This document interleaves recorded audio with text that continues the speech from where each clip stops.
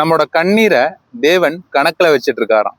சங்கீதம் 56வது அதிகாரம் 8வது வசனத்தை நம்ம வாசிக்கும் பொழுது, என்னோட கண்ணீர் எல்லாம் உன்னோட கணக்குல அல்லவோ இருக்குது அப்படின்னு ஒரு வசனத்தை நம்ம வாசிக்கிறோம்.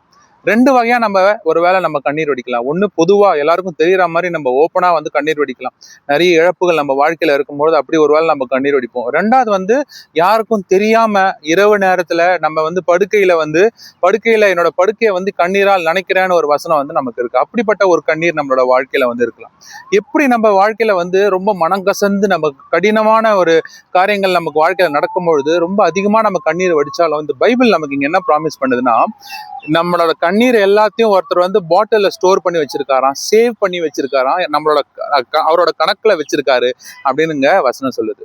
என்னோட புலம்பலை ஆனந்த களிப்பாய் மாற்றினீர்னு இன்னொரு வசனம் நமக்கு சொல்லுது. நம்மளோட புலம்பலை ஆனந்த களிப்பாய் மாற்ற ஏசப்பாவால முடியும். நம்ம அவருக்கு ஒப்பு கொடுப்போம்.